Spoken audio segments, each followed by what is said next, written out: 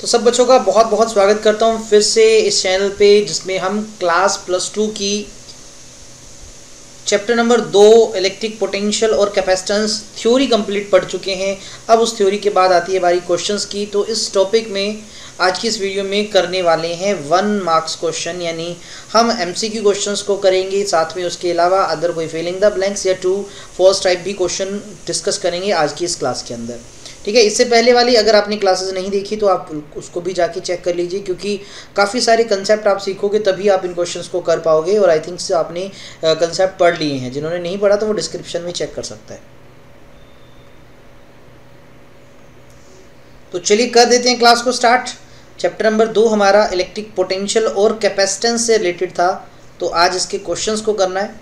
तो आपके सामने 1 बाय 1 क्वेश्चन आएंगे, आप कमेंट में आंसर दे सकते हैं, मैं आपके आंसर को चेक कर लूँगा। तो फर्स्ट क्वेश्चन कहा गया कि when charge is supplied to a conductor, charge किसी कंडक्टर को अगर हम देते हैं तो जो पोटेंशियल है वो किस पे डिपेंड करता है। आपके पास कोई कंडक्टर है, हमने उस कंडक्टर पे कुछ चार्ज प्रोवाइड किया। लेट अस सपोज हमने जो चार्ज है बेटा जी इसको Q प्रोवाइड कर दिया, तो अब उसका जो पोटेंशियल हुआ सरफेस का, क्योंकि चार्ज देने से कुछ पोटेंशियल हो जाएगा, तो वो पोटेंशियल किस फैक्टर पे डिपेंड करता है? क्या वो अमाउंट ऑफ चार्ज पे डिपेंड करता है, क्या geometry and size of conductor पे डिपेंड करता है, या दोनों पे करता है, या ओनली है?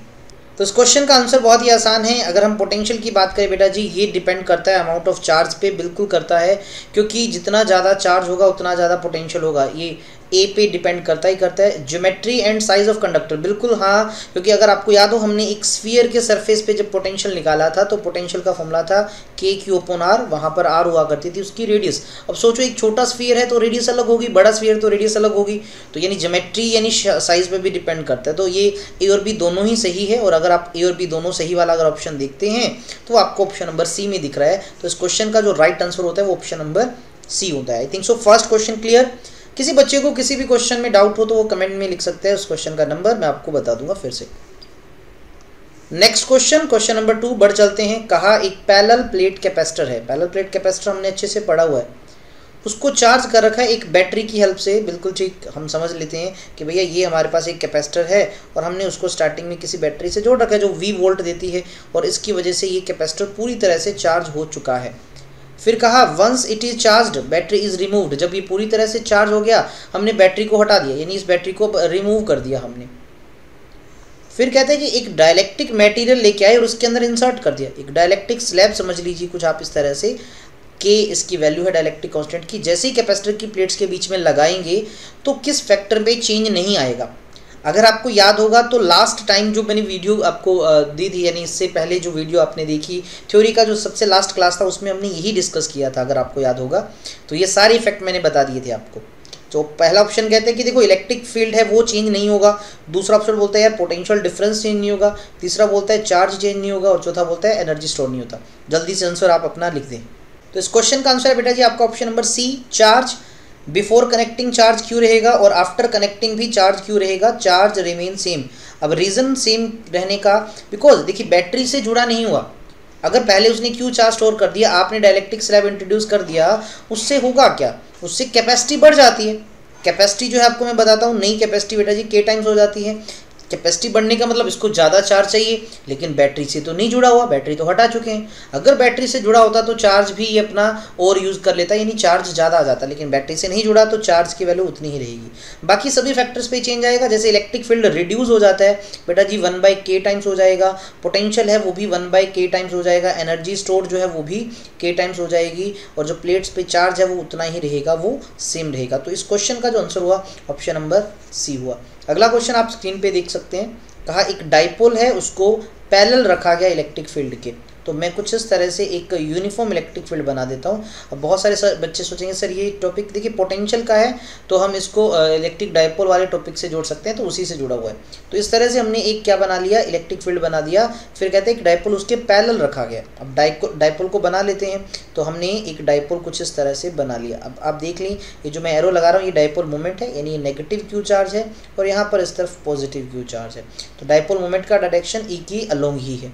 फिर आपसे बोला कि देखो if W is the work done in rotating the dipole from 0 to 60 degree. अगर आप डाइपोल को 0 एंगल से 60 डिग्री तक रोटेट करवाते हो और जो वर्क डन है उसको आप W लिखते हो, तो कहता है इस के बाद आप मुझे बताओ 0 से 180 के दौरान वर्क डन कितना होगा। 60 डिग्री तक घुमाओ तो W है, 0 से 180 तक घुमाओ तो कितना होगा, ये आपसे पूछा गया है। ऑप्शन है 2W 2W 3W 4W and W/2। Answer जल्दी से कमेंट में लिख दीजिए। वर्क डन का फॉर्मूला अगर आपको याद होगा वो था माइनस का PE cos θ2 minus cos θ1, cos θ2 minus बेटा जी cos ऑफ θ1, तो ये फॉर्मूला हुआ करता था।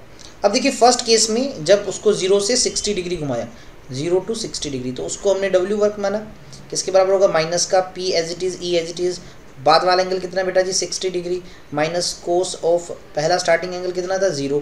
तो आप मुझे बताओ इसकी वैल्यू क्या आएगी, W आ जाएगा आपके पास बेटा जी माइनस का PE कोस 60 कितना हुआ करता है, तो कोई बच्चा मुझे बताएगा, कोस 60 शायद हाफ हुआ करता है, तो बेटा जी ये हाफ हुआ, माइनस कोस 0 1 हुआ, तो ये माइनस माइनस, तो ये आपके पास प्लस का PE/2 आ गया, यानी हम PE/2 को W लिख सकते हैं। अब हमें अकॉर्डिंग टू क्वेश्चन क्या करना है, अब अकॉर्डिंग टू क्वेश्चन हमें तो 0 से 180 डिग्री तक घुमाना है इसको, तो वक्त निकाल लेते हैं। तो वक्त आएगा बेटा जी माइनस का PE कोस ऑफ बाद का एंगल 180 है, माइनस चले कितने एंगल से 0 एंगल से थे, तो माइनस का PE कोस 180 आपको पता होगा -1, माइनस का कोस 0 भी 1, तो माइनस माइनस -2, तो आपके पास बेटा जी प्लस का 2 टाइम्स किसके आ जाता है PE के। अब यार इसको कंपेयर करना है, इसको मैं W डैश लिख देता हूँ ना, तो W डैश को क्या मैं ऐसे लिख सकता हूँ 2PE। अब आपको पता है यार W की टर्म में लिखना है, तो यहाँ से PE को 2W लिख सकते हैं, तो PE को 2W लिख दिया, तो टोटल क्या आ गया 4W। तो बेटा जी आपका नया वर्क आएगा 4 टाइम्स पुराने वाले क्या आएगा, जो कि ऑप्शन नंबर C में दिख रहा है। तो इस प्रश्न का, इस क्वेश्चन का जो आंसर हुआ वो ऑप्शन नंबर C हुआ। तो इस तरह से ये क्वेश्चन हो जाता है। अगर यहाँ तक सब क्लियर है डाउट, तो एक बार बेटा सब बच्चे लिख दो ऑल क्लियर, सर्किट क्लोज एक बार लिख दो सब बच्चे, आंसर ना लिखो तो कोई दिक्कत नहीं है, सर्किट क्लोज एक बार लिख दो, मुझे पता लग जाएगा तुम्हें ये क्वेश्चन जो है वो क्लियर है, ये समझ आ गया कि कैसे करना है। हाँ देखो आंसर के टाइम तो नहीं किया, लेकिन ये बहुत अच्छे, चलो बताते रहा करो, एक्टिव रहा करो, मुझे पता लगता रहे। अगला क्वेश्चन कहा वेरिएशन पोटेंशियल का R के साथ, मतलब पोटेंशियल का डिस्टेंस के साथ और इलेक्ट्रिक फील्ड का भी R के साथ, तो इनमें से कौन सा ग्राफ इंडिकेट करता है। एनसीईआरटी में डायरेक्ट ये क्वेश्चन है, डायरेक्ट क्वेश्चन ही, एक साइड में डायग्राम दे रखा है मैंने बताया हुआ है, इलेक्ट्रिक फील्ड और इलेक्ट्रिक पोटेंशियल का कॉमन ग्राफ कौन सा है जो R के साथ वेरिएशन को इंडिकेट करता है। 4 ग्राफ है, जल्दी से कमेंट में आंसर लिख दीजिए। तो इसका जो राइट आंसर मैं एक्सप्लेन कर ही देता हूँ आपको बेटा जी, इसका जो राइट आंसर है वो है ऑप्शन नंबर B। अब ये B ही क्यों है, अगर आपको मैं याद दिलवाना चाहूँ, एक पॉइंट चार्ज के लिए इलेक्ट्रिक फील्ड का फॉर्मूला होता है KQ/R², और एक पॉइंट चार्ज के लिए पोटेंशियल का फॉर्मूला होता है KQ/R। यानी इलेक्ट्रिक फील्ड जो है वो तो R² के इन्वर्सली वेरी करता है, और पोटेंशियल है बेटा जी वो R के इन्वर्सली वेरी करता है। और इन्वर्सली वेरी वाले दोनों, वेरी तो इन्वर्सली दोनों कर रहे हैं, तो पहले में दोनों के वेरिएशन है, लेकिन दोनों देखो पैरेलल ग्राफ बना रहे हैं, तो यानी एक जैसा वेरिएशन तो है नहीं इनमें। अच्छा दूसरे में देखो बिल्कुल दोनों इन्वर्सली वाले हैं और एक दूसरे को कट कर रहे हैं, यानी देखो E जो है ना वो ज़्यादा नीचे चला जाता है, स्टीपर हो जाता है, बिल्कुल ऐसा होगा ही क्योंकि E R² की इन्वर्सली है, और V थोड़ा कम है तो देखो ऊपर से जा रहा है, बिल्कुल V R के इन्वर्सली है। तो दूसरा ग्राफ एकदम से सही है। तीसरा ग्राफ गलत है क्योंकि जो V का ही इन्वर्सली रिलेशन दिखा रखा है, E का कुछ नहीं दिखा रखा, और यहाँ पर भी ये ग्राफ प्रॉपर नहीं है। तो बेटा जी आपका इस क्वेश्चन का जो आंसर है ऑप्शन नंबर B है, तो ग्राफ B सही इंडिकेट कर रहा है। ठीक है, याद रख लेना बेटा जी इस ग्राफ को, बहुत इंपॉर्टेंट ग्राफ है ये। नेक्स्ट क्वेश्चन आपको कहा एक चार्ज Q सप्लाई किया गया एक मेटल के कंडक्टर को, यानी बेटा जी ये कोई मेटेलिक पीस है और इस कंडक्टर को हमने क्या कर दिया, कुछ चार्ज प्रोवाइड कर दिया। कितना चार्ज प्रोवाइड कर दिया हमने, Q चार्ज प्रोवाइड कर दिया। इसमें कौन सा स्टेटमेंट सही है। अब ऑप्शंस आपको गिवन है क्वेश्चन में कहा इलेक्ट्रिक फील्ड उसके अंदर हर जगह पे सेम होगा, फिर कहते हैं कि इलेक्ट्रिक पोटेंशियल अंदर 0 होगा, यानी V 0 होगा अंदर। इलेक्ट्रिक पोटेंशियल सरफेस पे कहते हैं 0 होगा, सरफेस पे 0 होगा। कहते हैं इलेक्ट्रिक पोटेंशियल अंदर हर जगह कांस्टेंट होगा, इनसाइड जो है हर जगह बेटा जी क्या होगा, कांस्टेंट होगा। तो कौन सा इसमें सही है। इनसाइड इलेक्ट्रिक फील्ड 0 होता है, ये सब बच्चों को पता है, और आपको शायद ये भी पता हो बेटा जी E जो होता है वो dV/dr होता है, और अगर E 0 है तो यानी dV/dr 0 है। dV/dr 0 होने का मतलब क्या है कि चेंज इन पोटेंशियल किसके विद रिस्पेक्ट टू डिस्टेंस, कितना आएगा, 0 आएगा, यानी चेंज नहीं होगा। इट मीन जो पोटेंशियल है बेटा जी वो क्या होगा, कांस्टेंट। लेकिन ये कांस्टेंट होगा किस जगह पे, ये उसी जगह कांस्टेंट होगा जहाँ पर ये चेंज 0 आए। और चेंज 0 ई 0 कहाँ होता है, ये तो सिर्फ इनसाइड होता है। तो यानी इसके अंदर इनसाइड पोटेंशियल कांस्टेंट मिलेगा आपको। मैं आपको एक बार या तो पहले भी बता चुका हूँ कि जो कंडक्टर्स होते हैं उनको क्या कहा जाता है, कंडक्टर्स आर इक्वी वॉल्यूम, है ना, इक्वी पोटेंशियल सरफेस नहीं है, इक्वी पोटेंशियल वॉल्यूम्स होते हैं, इक्वी पोटेंशियल वॉल्यूम्स कहलाते हैं। आई थिंक सो क्लियर है। अगले क्वेश्चन पे बढ़ते हैं। एक पैरेलल प्लेट कैपेसिटर है C जिसपे चार्ज है Q। कुछ इस तरह से समझ लेते हैं। एक पैरेलल प्लेट कैपेसिटर, कहते हैं इसको चार्ज क्यों दिया गया, तो एक्चुअल चार्ज बताना है दोनों प्लेट्स का। पहली प्लेट को मान लीजिए मैं P लिखता हूँ, दूसरे A लिख देता हूँ, दूसरे को B लिख देता हूँ। तो इन प्लेट्स का चार्ज बताने कितना कितना इन पे होता है। ऑप्शंस आपके सामने हैं ही, तो जल्दी से इसका भी कमेंट में लिख दीजिए आंसर। तो इसका राइट आंसर आपका ऑप्शन नंबर सी ही है, क्योंकि क्यू चार्ज देने का मतलब है कि इस प्लेट पे क्यू चार्ज उतना ही इधर अंदर की तरफ माइनस का भी इंड्यूस हो जाता है। तो जो आंसर आएगा वो प्लस का क्यू और माइनस का क्यू, जो कि ऑप्शन नंबर सी में है। अगले क्वेश्चन पे बढ़ते हैं।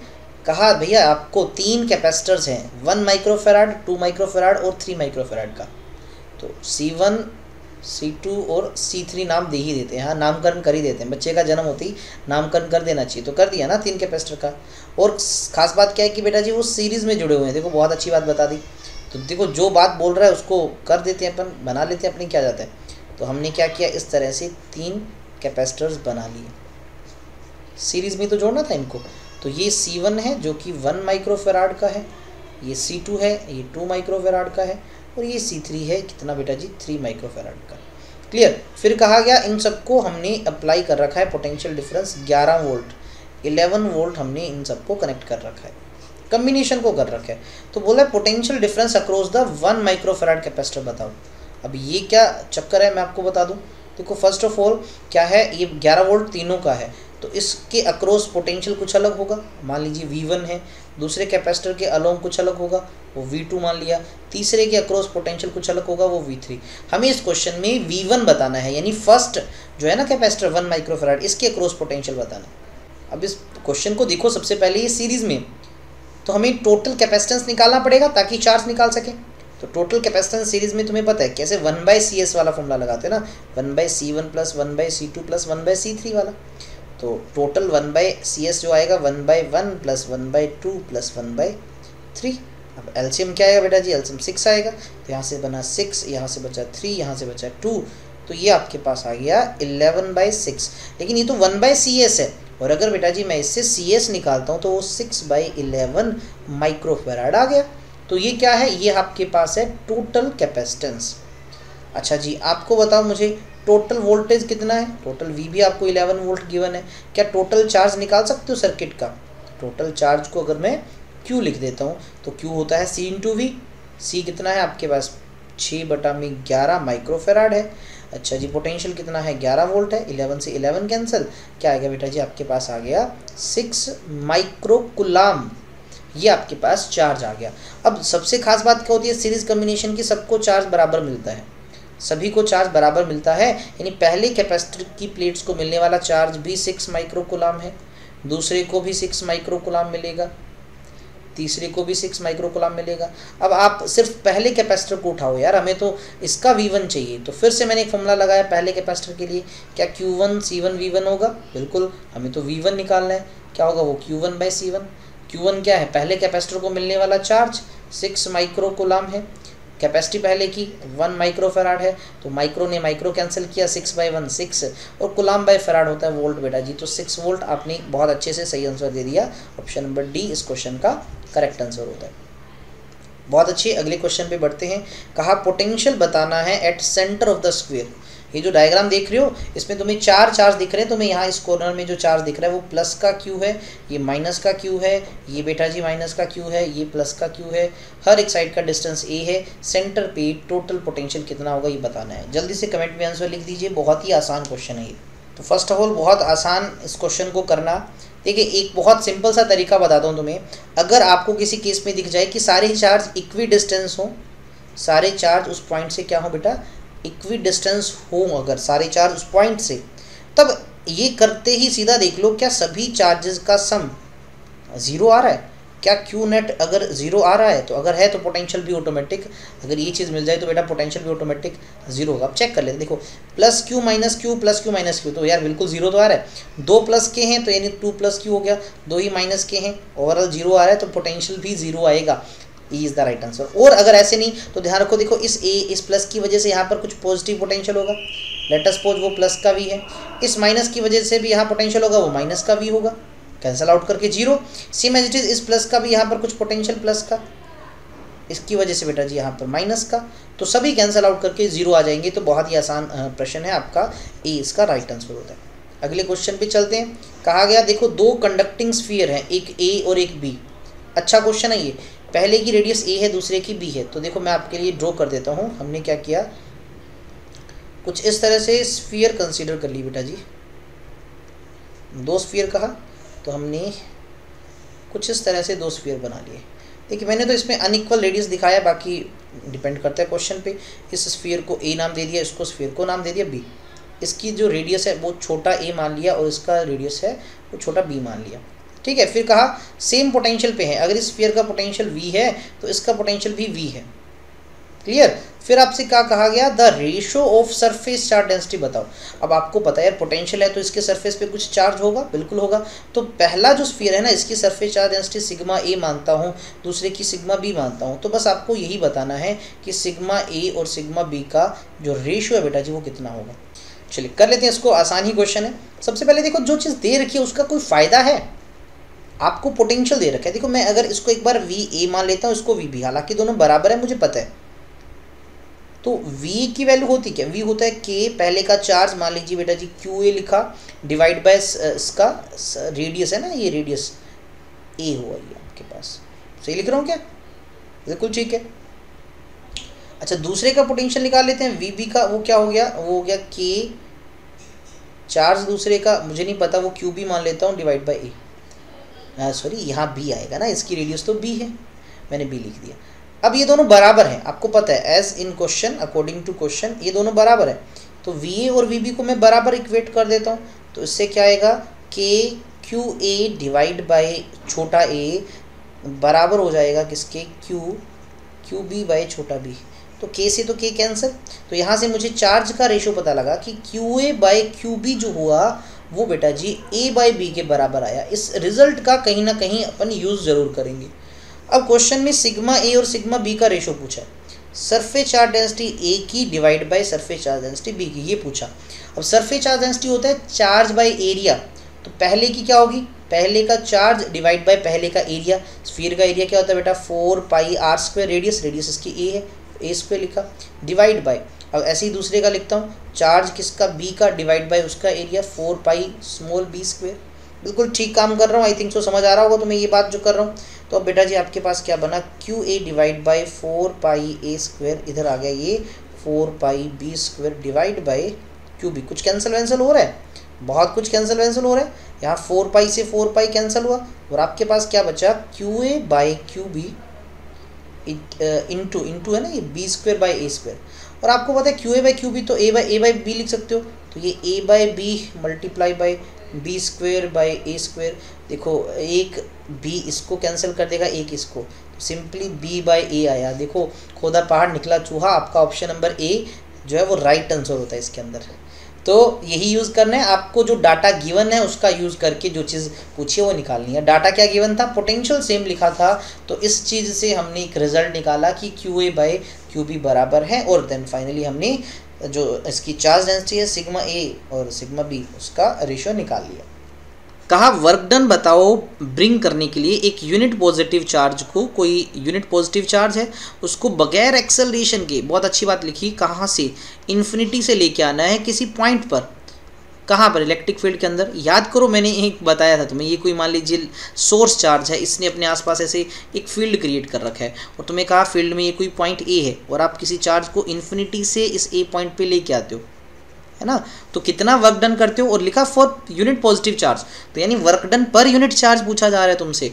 क्या होता है ये, कि ये फील्ड होता है या पोटेंशियल होता है या कैपेसिटेंस या इलेक्ट्रिक फ्लक्स। जिसको आंसर पता हो जल्दी से लिख देगा इसका answer. Option number B electric potential is the right answer, क्योंकि इलेक्ट्रिक पोटेंशियल यही तो होता है work done divide by charge, जिसको हम लेके आ रहे हैं। फील्ड के अंदर। कैसे? Without acceleration. हाँ, ये पाथ इंडिपेंडेंट है, पाथ कैसा भी हो कोई दिक्कत नहीं है, ये पाथ इंडिपेंडेंट है, ये बात भी आपने याद रख लेनी है। चलो अगला क्वेश्चन करते हैं ज़्यादा टाइम ना वेस्ट करते हुए। कहा electric potential due two point charge, कोई माइनस का क्यू चार्ज है ऐसे, ये सोर्स चार्ज है बेटा जी, इससे हम मान लीजिए किसी एक्स डिस्टेंस पे, इस चार्ज से, ये सोर्स चार्ज है माइनस का, इससे एक्स डिस्टेंस पे कोई पॉइंट है, मान लीजिए इस पॉइंट का नाम पी है, बस इस पी पॉइंट का पोटेंशियल बता दो, हमें पी पॉइंट का पोटेंशियल निकालना है, जहाँ पर हमारे सोर्स चार्ज से एक्स डिस्टेंस पे है। फॉर्मूला ही तो बताना है, बहुत ही आसान क्वेश्चन है ये, फॉर्मूला बेस्ड क्वेश्चन है। तो इसका आंसर बता ही देते हैं ज़्यादा टाइम ना वेस्ट करते हुए। के कांस्टेंट होता है, आपको पता है। चार्ज यहाँ पर पोटेंशियल की बात कर रही है तो आपको प्लस माइनस लगाना पड़ेगा, चार्ज माइनस का है तो माइनस का क्यू लगाना पड़ेगा, डिवाइड बाय डिस्टेंस यहाँ पर एक्स, तो आपका यही आंसर आएगा। और अगर आपको इलेक्ट्रिक फील्ड पूछ रहा होता तो आपके माइनस का Q divide by R square लगा देते, और अगर आप माइनस का लगा रहे होते तो ये वेक्टर फॉर्म में होता जो इंडिकेट करता है कि डायरेक्शन का है, अंदर है, अलोंग आर कैप ऐसे लगा देते अंदर की तरफ, ठीक है। यानी सिर्फ मेन डिफरेंस क्या है, इलेक्ट्रिक फील्ड में नीचे आर स्क्वायर होता है, पोटेंशियल में सिर्फ डिस्टेंस होता है, या एक्स स्क्वायर आ जाता है, सॉरी एक्स स्क्वायर। तो अब कंफ्यूज कहाँ होते हैं, देखो ये एक्स स्क्वायर नीचे आ गया तो यानी ये तो फील्ड का फॉर्मूला है, लेकिन हमसे पोटेंशियल पूछ रहे हैं तो ये नहीं आएगा। यहाँ पर देखो नीचे एक्स तो है लेकिन प्लस का क्यू है, यहाँ पर ये पॉजिटिव पोटेंशियल आ गया तो ये भी आंसर नहीं आएगा, तो आंसर में नेगेटिव पोटेंशियल आना चाहिए, तो ऑप्शन नंबर डी में ही सही है। So D is the right answer of this question. अगला क्वेश्चन, इलेक्ट्रिक फील्ड जो है वो किस तरह का होता है हमेशा, देखो किसके रेफरेंस में बता रखा है, इक्विपोटेंशियल सरफेस के रेफरेंस में बता रखा है। कहता है इक्विपोटेंशियल सरफेस के पैरेलल होता है, कि अगर ये मान लीजिए इक्विपोटेंशियल सरफेस है तो इलेक्ट्रिक फील्ड भी उसी डायरेक्शन में होगा। परपेंडिकुलर होता है इक्विपोटेंशियल सरफेस के, अगर ये इक्विपोटेंशियल सरफेस है तो इलेक्ट्रिक फील्ड उसके बेटा जी क्या होगा, परपेंडिकुलर होगा 90 डिग्री पे। ये परपेंडिकुलर और पैरेलल दोनों हो सकता है, ये डिपेंड ही नहीं करता कि चार्ज कैसा है डिस्ट्रीब्यूटर्स के अंदर। तो इस क्वेश्चन का आंसर देखते हैं। इस क्वेश्चन का जो आंसर है बेटा जी वो है आपका ऑप्शन नंबर बी, क्योंकि इक्विपोटेंशियल सरफेस जो होता है और जो इलेक्ट्रिक फील्ड लाइंस होती हैं ये एक दूसरे के परपेंडिकुलर होती हैं, यानी अगर मैं एक पॉजिटिव चार्ज है जैसे इसका इक्विपोटेंशियल सरफेस बना रहा हूँ तो आपको पता है सर्कुलर होते हैं, तो अब जब इसकी इलेक्ट्रिक फील्ड लाइंस भी दिखाते हैं हम इसके अंदर, तो इलेक्ट्रिक फील्ड लाइंस बेटा जी इस सरफेस की क्या होती हैं, परपेंडिकुलर होती हैं 90। ये हर एक के लिए होता है, जरूरी नहीं कि पॉजिटिव चार्ज के लिए हो। अगर ये मान लीजिए यूनिफॉर्म इलेक्ट्रिक फील्ड दिखा रहे हो तो आपको पता है इक्विपोटेंशियल सरफेस इस तरह से आप एक प्लेन बनाते हो, अगेन परपेंडिकुलर, तो बी ऑप्शन इस क्वेश्चन का करेक्ट आंसर होता है। अगला क्वेश्चन, इलेक्ट्रिक फील्ड और इलेक्ट्रिक पोटेंशियल यानी ई और वी की बात की जा रही है।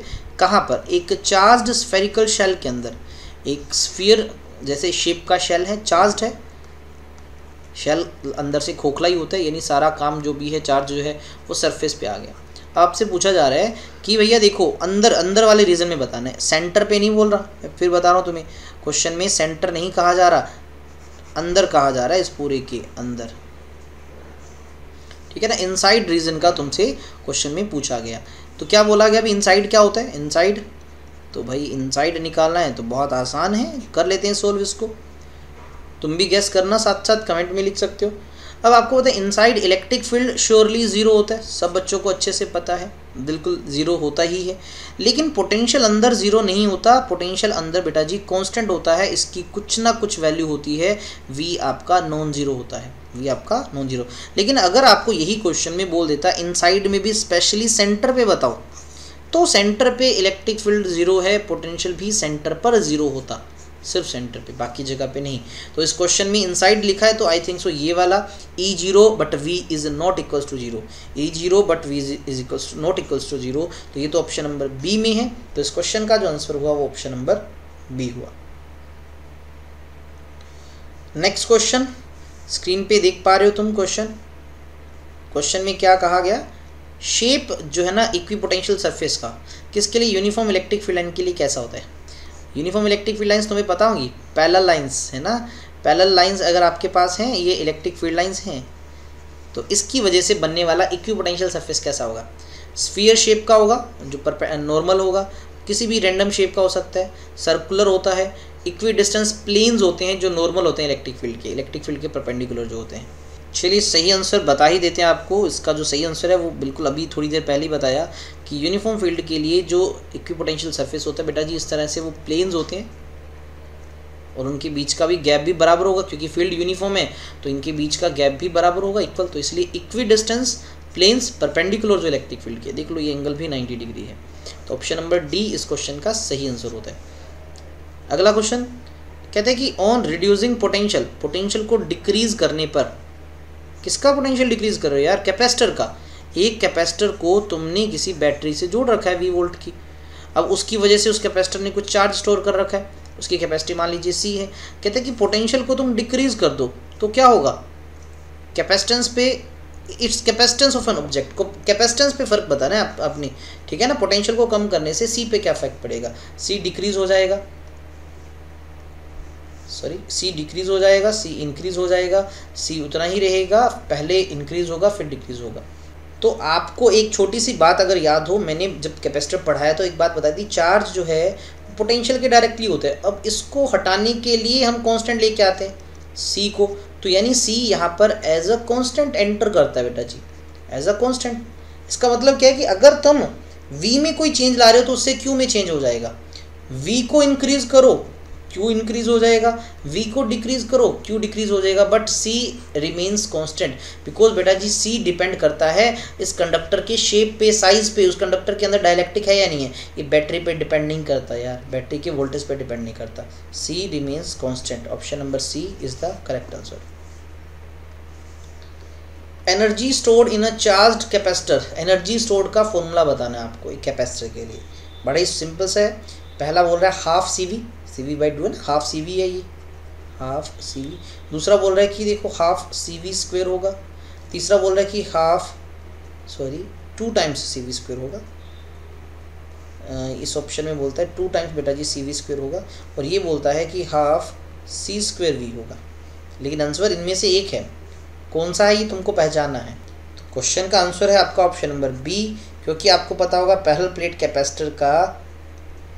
कैपेसिटर का जो एनर्जी स्टोर्ड का फॉर्मूला होता है बेटा जी, वो होता है हाफ सी वी स्क्वेयर, जिसको आप हाफ क्यू स्क्वेयर सी या फिर हाफ क्यू इंटू वी भी लिख सकते हो। ये तीनों ही फॉर्मूले होते हैं, और इस पर्टिकुलर क्वेश्चन में हमें ये पहला फॉर्मूला काम आ गया, इसलिए बी इस क्वेश्चन का करेक्ट आंसर होता है। अगला क्वेश्चन, इफ़ n नंबर, आपके पास n number of equal capacitor लिखने का मतलब सारे के सारे एक जैसे हैं बेटा, आइडेंटिकल हैं। तो n आइडेंटिकल कैपेसिटर है, हर एक का कैपेसिटी कितना बेटा जी c है। सीरीज में कनेक्ट किया, ठीक है, तब इक्विवेलेंट कैपेसिटेंस बताओ कितना होगा। ऐसे आपके पास काफ़ी सारे कैपेसिटर्स हैं और सबको आपने ऐसे आइडेंटिकल्स को सीरीज़ में लगा रखा है, बहुत सारे लगा रखे हैं, तो उनका टोटल इक्विवेलेंट बताओ सीरीज़ में, CS बताओ कितना होगा। तो आपको पता होगा 1/CS तो होता था 1/C1 प्लस 1/C2, ऐसे तो चलता है, काम लंबा चलता रहता है, जब तक होता नहीं। अब सारे एक जैसे हैं तो 1/CS बेटा जी क्या हो जाएगा, n टाइम्स बाई C हो जाएगा ना, n है सारे, तो हमें तो CS पूछा, तो CS क्या होगा बेटा C/n, मतलब आप हर एक का इंडिविजुअल का निकाल के नंबर से डिवाइड कर दो। तो ऑप्शन नंबर बी सही आंसर है। देखो ये सारे आपके एग्जाम पॉइंट ऑफ व्यू से इंपॉर्टेंट क्वेश्चन है, इससे ज़्यादा टिपिकल IIT लेवल के आपके एग्जाम में नहीं आएंगे, बोर्ड्स के अंदर खासकर। फिर कहा कैपेसिटेंस किसका, पैरेलल प्लेट कैपेसिटर का, कब, when there is no medium, जब उसमें कोई मीडियम नहीं है, खाली प्लेट हो अगर एकदम, तब कैपेसिटी को C0 लिखा हमने। फिर कहते हैं कि कैपेसिटर को अब हमने कंप्लीटली भर दिया, अब वो कैपेसिटर खाली नहीं रहा, अब उस कैपेसिटर के अंदर लोचा हो गया भाई, उस कैपेसिटर के अंदर कोई हमने मटेरियल भर दिया इस तरह से बीच में। तो अब जो है, अच्छा जो मटेरियल भरा है ना, उसके बारे में भी एक बात बता दी कि इसका डाइलेक्ट्रिक कांस्टेंट K है बेटा जी। तो इस बार नई कैपेसिटी कितनी हो जाएगी, क्या पुराने वाले से 1/K टाइम्स हो जाएगी, क्या वो K टाइम्स बढ़ जाएगी, K² टाइम बढ़ेगी, या 2K टाइम्स बढ़ जाएगी। बहुत आसान है। देखिए नॉर्मल कैपेसिटी जब वो खाली होता है तो बेटा A ε0/d होता है, लेकिन जब मीडियम आ जाए तो आपको बताइए ε0 नहीं रहता, यहाँ पर मीडियम का डाइलेक्ट्रिक कांस्टेंट भी आ जाता है, यानी ए फैक्टर आ जाता है K A ε0/d। ये तो पुराना है खाली वाला, तो C जो आ जाएगा बेटा जी वो K टाइम्स आ जाता है C0 का, जो कि ऑप्शन नंबर बी में एकदम से सही लिखा गया है। तो इस क्वेश्चन का जो सही आंसर है वो आपका ऑप्शन नंबर बी होता है। चलो अगले क्वेश्चन की तरफ रुझान करें हम अपना। अगला क्वेश्चन अगर आप देखो तो अगले क्वेश्चन में कहा कि electric field, filling the blanks आ गया, मैं ऑप्शंस दे दूंगा जिसके देने हो। तो इलेक्ट्रिक फील्ड जो E है ना, वो at point is perpendicular to the dash surface. Electric field कौन से सरफेस के परपेंडिकुलर होता है, तो यार ये तो बहुत ही आसान सा आंसर है। तो इस क्वेश्चन का आंसर है बेटा जी वो है इक्वी पोटेंशियल सरफेस। ये बहुत बार हमने बहुत बार कर लिए क्वेश्चन। तो इक्वी पोटेंशियल सरफेस ही ऐसे सरफेस होते हैं जिनमें इलेक्ट्रिक फील्ड परपेंडिकुलर होता है। जैसे अगर ये कोई इक्वी पोटेंशियल सरफेस है बेटा जी, तो इलेक्ट्रिक फील्ड लाइंस अगर हम बनाएंगे तो वो इसके 90 डिग्री ही होंगी हमेशा। अगला क्वेश्चन देखो, ऑप्शन देने वाले में मैं ऑप्शन भी बना के दे दूंगा। तो कहा देखो पोटेंशियल एनर्जी यानी यू का फॉर्मूला बनाना है। किसकी पोटेंशियल एनर्जी? एक क्यू चार्ज है जो कि एक ऐसी जगह पे रखा गया है जहाँ पर पोटेंशियल वी आर है। देखिए बेटा, वी और ब्रैकेट में आर लिखने का मतलब क्या है कि हम ये एक्चुअल में वी ही है, ये पोटेंशियल की ही वैल्यू है, लेकिन ब्रैकेट में आर लिखने का मतलब ये किसी आर लोकेशन पर वैल्यू है इस पोटेंशियल की। तो आपसे पोटेंशियल एनर्जी का फॉर्मूला पूछा है तुमसे। अब ऑप्शन मैं दे देता हूँ ताकि आपको ज़्यादा दिक्कत परेशानी ना हो। A B C D. तो जो निकालने का बड़ा ही सिंपल सा फॉर्मूला कहता है क्यू को ई से मल्टीप्लाई कर दो। दूसरे में बोलते हैं यार क्यू को इस वी से मल्टीप्लाई कर दो। तीसरा बोलता है यार इस वी को क्यू से डिवाइड कर दो। तीसरा बोलता है यार इस क्यू को वी से डिवाइड कर दो। तो उसका बेटा जी सही आंसर है आपका ऑप्शन नंबर बी, क्योंकि पोटेंशियल एनर्जी और वर्क डन एक ही चीज़ होती है। वर्क डन या पोटेंशियल एनर्जी बेटा जी होता है charge into potential. Charge into potential. Charge हमारे पास क्यू है और पोटेंशियल जिस पॉइंट पे लेके जा रहे हैं वहाँ दे ही रखा है तुम्हें वी, क्यू इंटू वी। आप इसको ऐसे भी लिख सकते हो क्यू इंटू मी वी, और ब्रैकेट में आर लिख सकते हो। यार ये पोटेंशियल आर डिस्टेंस का है, आर पोजीशन पे है, तो आप ऐसे भी लिख सकते हो। अगर ऑप्शन में तुम्हें ये मिलता तो ये भी ठीक होता, अदरवाइज ऐसे भी लिख सकते हो। चलिए अगले क्वेश्चन की तरफ बढ़ते हैं। It is safer to be inside the car. कहते हैं कार के अंदर रहना सेफ होता है as compared to standing outside, बाहर रहने की बजाय। कब? ड्यूरिंग लाइटनिंग, जब लाइटनिंग यानी बारिश हो रही है या बिजली गिर रही हो उस टाइम कहा जाता है यार कार के अंदर वो ज़्यादा सेफ है। ये एक्चुअल में किस कंसेप्ट पे बेस्ड है? कंसेप्ट का मैं नाम लिख देता हूँ यहाँ पर ए बी सी, और ये डिपेंड है बेटा कंजर्वेशन ऑफ चार्ज पे।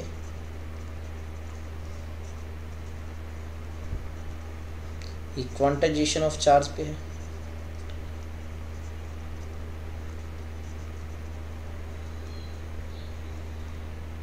ये इलेक्ट्रोस्टैटिक शील्डिंग है।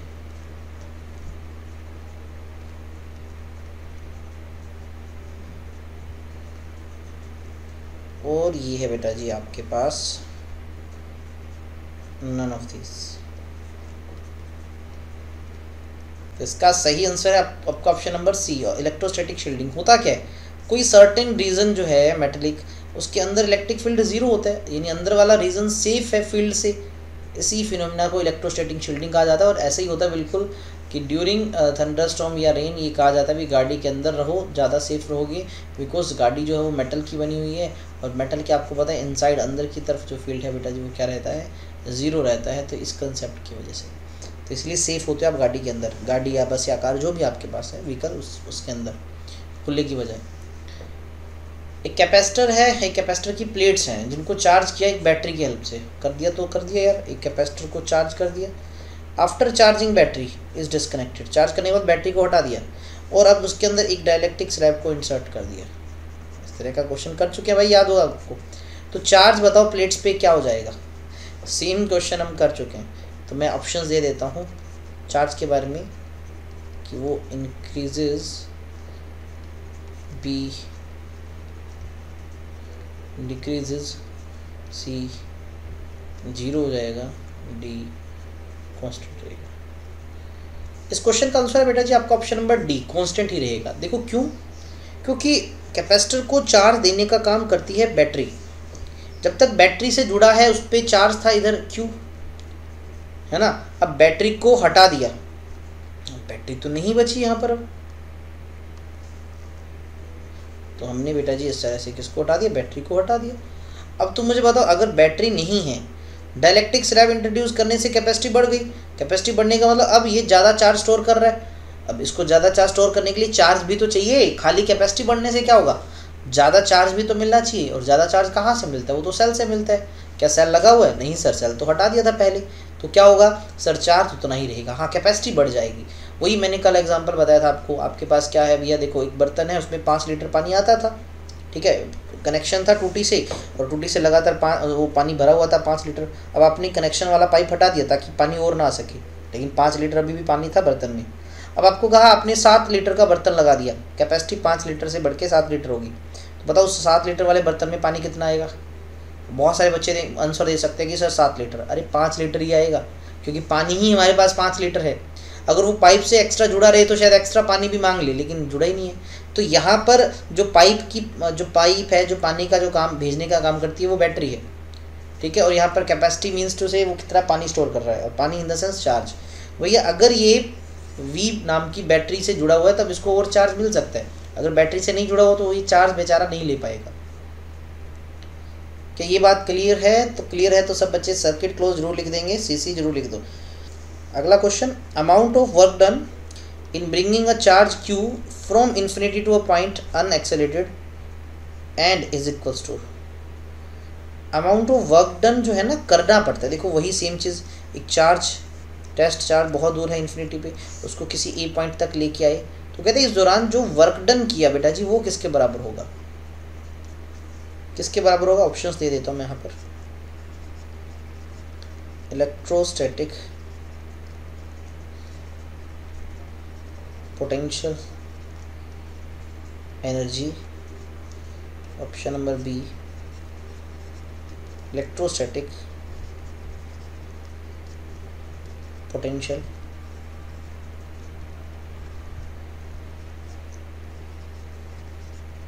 Electric field electric flux.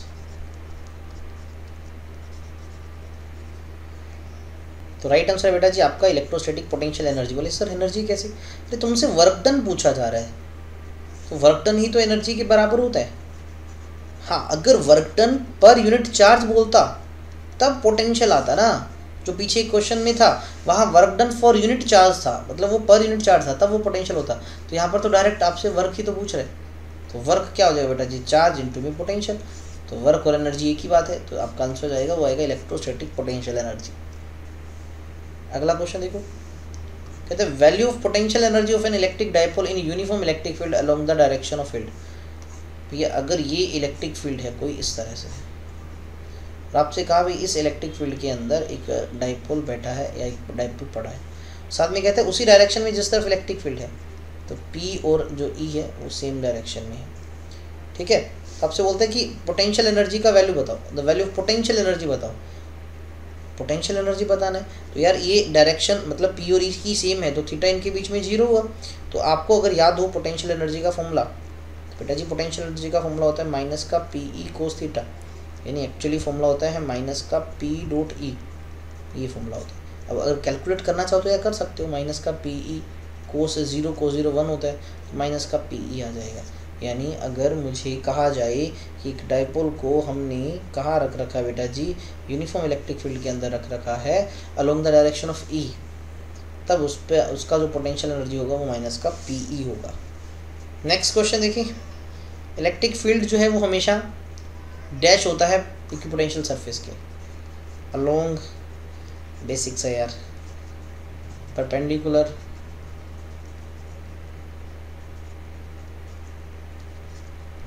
Eight 45 degree, नहीं पता, परपेंडिकुलर यार बहुत आसानी तो है, बहुत बार कर चुके हैं, B is the correct answer. Work done in bringing a unit positive charge without acceleration from infinity to a point electric field। यार आसान है, मैं सीधा लिख देता हूँ बेटा जी, इसको इलेक्ट्रिक पोटेंशियल कहा जाता है, थोड़ी देर पहले ही बता के गया था ना। यूनिट पॉजिटिव चार्ज लिख दिया ना, मतलब work done divide by charge है, और ये बेटा जी मैं बता दूँ पोटेंशियल का ही फॉर्मूला है, तो आपको ऑप्शन तो देने की जरूरत नहीं पड़ी। अगले क्वेश्चन पे बढ़ते हैं, कैपेसिटेंस का यूनिट बताना है आपने, ठीक है, कैपेसिटेंस का यूनिट बताना है आपने। फेराडी है, वोल्टा है, साइमन है, नन ऑफ दीज है। तो क्वेश्चन का जो आंसर है वो है आपका option number D, none of these. Actual में कैपेसिटेंस का यूनिट होता है फेराड, इसको कैपिटल F से भी लिखते हैं। फेराडे नहीं होता, फेराडे एक्चुअल में चार्ज का यूनिट है बेटा, चार्ज यूनिट है ये, इलेक्ट्रिक चार्ज का यूनिट है। और 1 फेराडे आपको पता होगा 96500 कूलम होता है। वोल्टा कोई होता नहीं, हाँ वोल्ट जरूर होता है, पोटेंशियल का यूनिट होता है। साइमन होता है ओम इनवर्स यानी कंडक्टेंस का, रेजिस्टेंस के रेसिप्रोकल का यूनिट होता है। तो यहाँ पर इसका नन ऑफ दीज आना चाहिए था। ठीक है। तो एक्चुअल यूनिट क्या है, फेराड। और आपको पता होगा न्यूमेरिकल्स में आपको जनरली माइक्रो फेराड ही दिखे होंगे, नैनो या पीको ही दिखे थे। मैंने आपको बताया था इसका रीज़न क्या है, नैनो पीको माइक्रो मिलने का। ठीक है, चलो अगले क्वेश्चन पे बढ़ते हैं। ट्रू फॉल्स का क्वेश्चन है ये, हम 2-3 ट्रू फॉल्स के क्वेश्चन कर लेते हैं। For a charge particle moving from point P to Q, कोई चार्ज पार्टिकल पी पॉइंट से क्यू पॉइंट जा रहा है। The net work done by the electrostatic field on the particle is independent of path connecting P and Q. कहते हैं कि जो work done होगा वो पाथ पे डिपेंड नहीं करेगा, पाथ इंडिपेंडेंट है। क्या ये सही है या गलत है, आपको सिर्फ ट्रू या फॉल्स में बताना है। बेटा जी ये एकदम से सही है, क्योंकि आपको पता हो ये जो इलेक्ट्रोस्टैटिक फील्ड है ये कंजर्वेटिव इन नेचर है। Conservative in nature, conservative nature का मतलब ही यही होता है, नेचर को मतलब जिसमें जो वर्क डन है बेटा जी, वो वर्क डन जो है वो क्या है, पाथ इंडिपेंडेंट आए, पाथ इंडिपेंडेंट आए। ठीक है, अच्छा पाथ इंडिपेंडेंट के अलावा अगर अपन उसका क्लोज्ड पाथ में ना वर्क डन निकालें, क्लोज पाथ का अगर वर्क निकाल ले वो कितना जी 0, तो ये कंडीशन मिलते ही समझ लेना, ये 2-3 कंडीशन मिलती भाई साहब ये जो है कंजर्वेटिव फील्ड का खेल चल रहा है और पाथ डिपेंड नहीं करता, मतलब सिर्फ और सिर्फ डिपेंड करता है only on initial and final position, कहाँ से चले और कहाँ पहुँचे, इनिशियल एंड फाइनल पोजीशन। चलो अगला क्वेश्चन देखो, एक कंडक्टिंग होलोस्फीयर है, कंडक्ट करने वाला होलोस्फीयर है, रेडियस 10 सेंटीमीटर है भाई उसकी, और वो उसका जो इलेक्ट्रिक पोटेंशियल है सरफेस पे 10 वोल्ट है। इलेक्ट्रिक पोटेंशियल सेंटर पे बताना है उस होलोस्फीयर के, कहता वो विल बी 0, अंदर 0 होगा क्या, मुझे बताओ। इससे पहले ना एक मैंने बात बताई थी, शायद मैं थोड़ा सा गलत बता गया था। मैंने एक ना क्वेश्चन में मैंने ये शायद बताया था कि अंदर एक, मैं थोड़ा सा करेक्ट कर भी देता हूँ मैं ना अभी आपको, ताकि आप गलत चीज़ याद मत करो, छोटी सी मिस्टेक होगी थी मुझसे। तो क्वेश्चन का आंसर तो सही था, हाँ ये वाला रहा। हाँ बेटा अंदर पोटेंशियल सेंटर पे E0 होता है, लेकिन V0 नहीं होता है ना, V कांस्टेंट रहता है, V कांस्टेंट रहता है ना, तो V जितना सरफेस पे है वही रहता है, 0 नहीं होता। बस मैं थोड़ा सा ये क्लियर कर रहा था, सेंटर पे V0 नहीं होता। चलो अपन क्वेश्चन स्लाइड तक पहुँचे अपनी, ठीक है जी, अपन ये वाला कर रहे थे ना, ये हो गया था आई थिंक सो, हाँ ये पढ़ रहे थे। आपको कहा इस क्वेश्चन में एक स्फीयर है आपके पास, तो ये एक स्फीयर था, और क्या कहा गया स्फीयर में, होलोस्फीयर है, रेडियस इसकी 10 सेंटीमीटर है, 10 सेंटीमीटर रेडियस है। पोटेंशियल सरफेस का दे रखा है, सरफेस का पोटेंशियल 10 वोल्ट है आपको। फिर बोलता है कि यार इसके सेंटर पे बता दो कितना होगा, तो वही बात, एक होलोस्फीयर है तो अंदर इनसाइड इलेक्ट्रिक फील्ड 0, अंदर इलेक्ट्रिक फील्ड 0 तो अंदर पोटेंशियल कॉन्स्टेंट मिलेगा हर जगह, कितना मिलेगा जितना सरफेस पे है, सरफेस पे कितना है सर 10 वोल्ट है, तो अंदर इनसाइड कितना मिलेगा, इनसाइड पोटेंशियल भी 10 वोल्ट ही होगा। ठीक है बेटा, तो ये ट्रू है ये बात, लेकिन इसने कहा electric potential at the centre of hollow sphere will be 0, मतलब ये इसने गलत बोल दिया, सॉरी ये स्टेटमेंट फॉल्स हुई, क्योंकि ये तो बोल रहा है 0 है लेकिन वो अंदर 0 नहीं होगा, 10 वोल्ट होगा उसको। ठीक है, चलिए लास्ट क्वेश्चन और कर लेते हैं अपन, चलिए लास्ट क्वेश्चन करते हैं इस क्लास का। Work done in rotating dipole in uniform electric field from 0 to 60 degree will be negative. क्या नेगेटिव होता है, वर्क डन बताना है ना, वर्क डन एक डाइपोल को 0 से 60 डिग्री रोटेट करवाए, और आपको शायद याद तो हमने कैलकुलेट भी किया था, वर्क डन का फॉर्मूला होता है माइनस का PE cos of theta 2 minus cos of theta 1, ऐसे तो कुछ होता है, माइनस का PE कोस ऑफ 60 माइनस का कोस ऑफ 0, माइनस का PE कोस होता है 60 हाफ, माइनस का कोस 0 1, तो ये बन गया कितना बेटा जी माइनस का हाफ, और माइनस का हाफ प्लस का बन गया, तो प्लस का PE/2, मतलब पॉजिटिव आएगा, तो मतलब इसने तो नेगेटिव बोल रखा है, तो ये फिर से क्या हो गया बेटा जी फॉल्स हो गया। ठीक है, तो इस तरह से थी बेटा जी ये क्वेश्चन आपके, कुछ हमने 30 क्वेश्चंस किए हैं, मैं आपको बता दूं, MCQ किए हैं, और इसमें फिलिंग द ब्लैंक्स भी किए हैं, फिलिंग द ब्लैंक्स भी किए हैं, और ट्रू फॉल्स भी देख रहे हैं। ठीक है, ट्रू फॉल्स भी हम देख ही रहे हैं, और भी काफ़ी सारे क्वेश्चंस हैं, कल उनको भी करेंगे, फिर हम क्वेश्चन जो है एक्सरसाइज के एग्जाम्पल और एक्सरसाइज वाले करेंगे, तो लगातार जुड़े रहें इन वीडियोज़ के साथ।